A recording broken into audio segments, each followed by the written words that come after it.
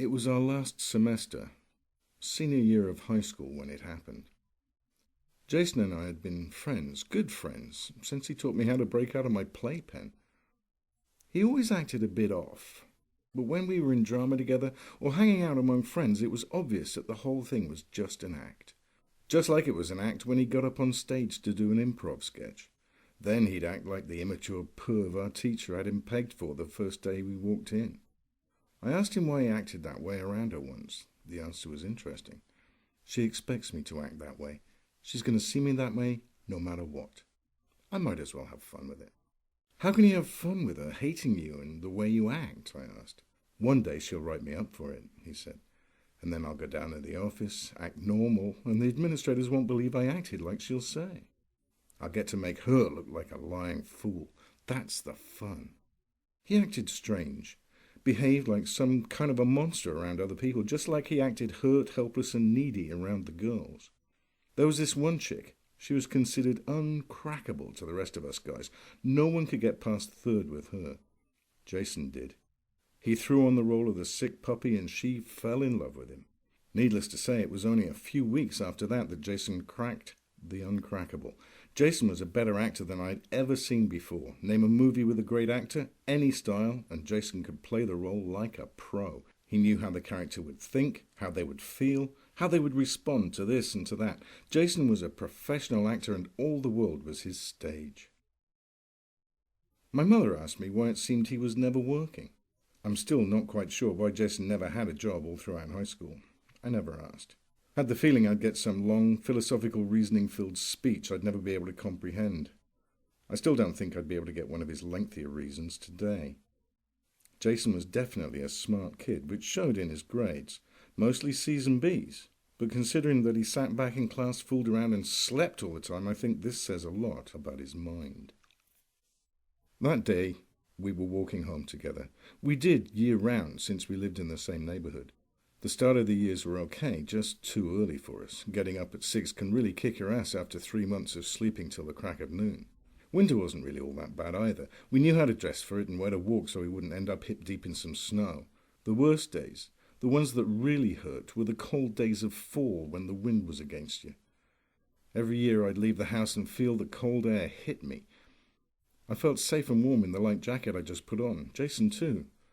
But once we were halfway to school, it got to be too much.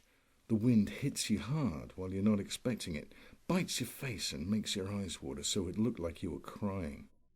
We'd tease each other. Listen, I know you're upset. We can still be friends. I just don't feel that way about you anymore. Shut up, I'd say, and wipe my eyes. I don't want to hear your voice right now. It's too painful. The days got like that in early spring, too. We'd get a couple of warm days where it was 50 out. You'd understand if you lived in the Midwest. And we'd stop wearing coats and stuff. Then it'd get cold again, 40 or lower. We didn't care much. It was just cold, and we could take each other's abuse.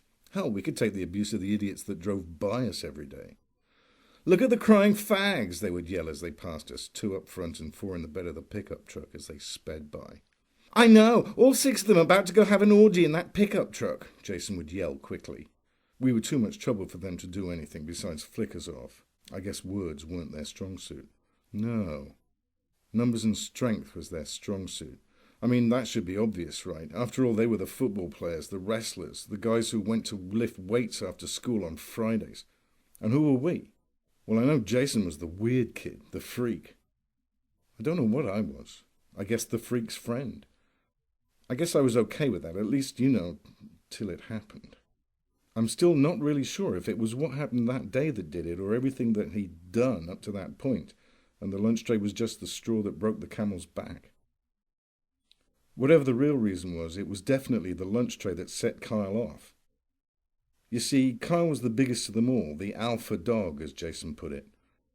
Come to think of it, I'm not sure if it was the tray or just the lack of respect that really made the dude that angry.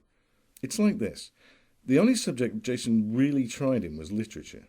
Even then it was only because he liked the teacher. And Jason, Kyle and I were all in the same lit class. The class Jason had an A+ in.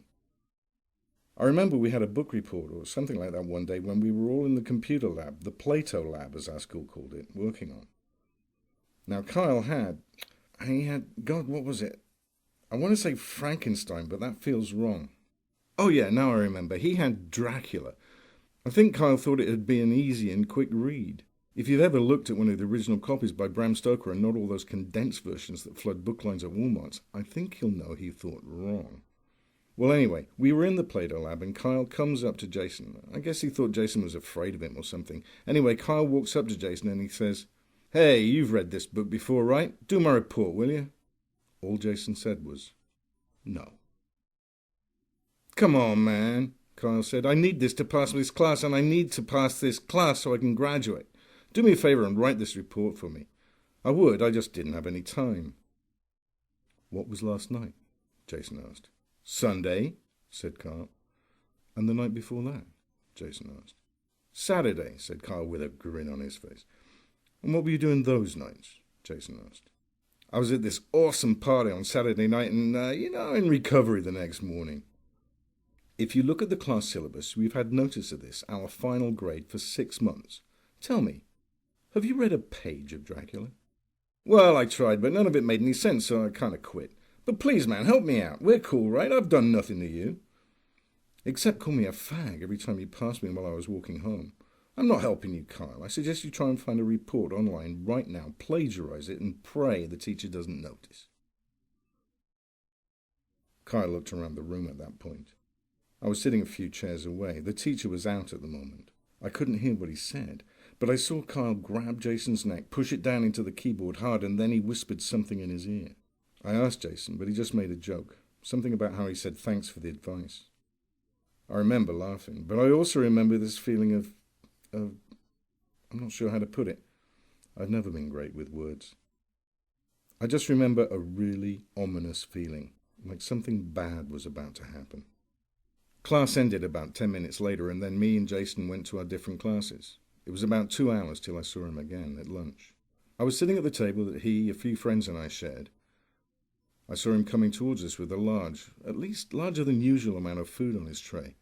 It was covered with 3 sloppy joes, some baked beans, green jello, and an open-lid suicide smoothie, as he called it, when he bothered the lunch ladies to mix more than one colour of flavoured watered-down ice together. At first, I really didn't think anything of it. Then I noticed he was passing by Kyle's table, and then I saw him step in the shoulder strap of a book bag someone left on the ground. I didn't want to watch, but I didn't have time to look away. Before I knew it, I saw Jason tripping in slow motion. He somehow managed to get the tray stacked with all that food to fly right at Kyle as he fell.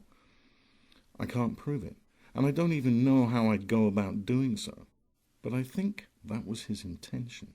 The tray landed right on Kyle's head and managed to equally distribute the food all over his face, hair, and new letter jacket, apparently. It was a mess, and Kyle had to be restrained by 3 of his friends from attacking Jason. Jason got up on his own, which he made a real big deal about. I just sat at the table, mouth wide open, not knowing what to do, not wanting to know if I should do anything. Once Jason was on his feet, he made a big scene of looking all over his body, checking for food stains. He didn't have a spot on him. Is immaculate the word? Yeah, immaculate, that sounds right. He began glancing around the room, ending on Kyle.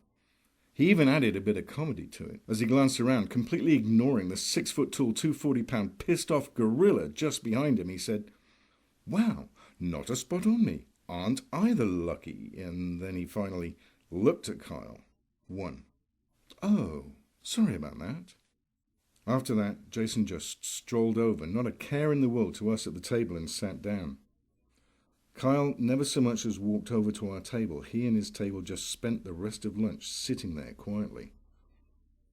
The rest of them were staring at their food, but Kyle, he was looking at Jason, who did nothing but sit around and crack the usual jokes with us.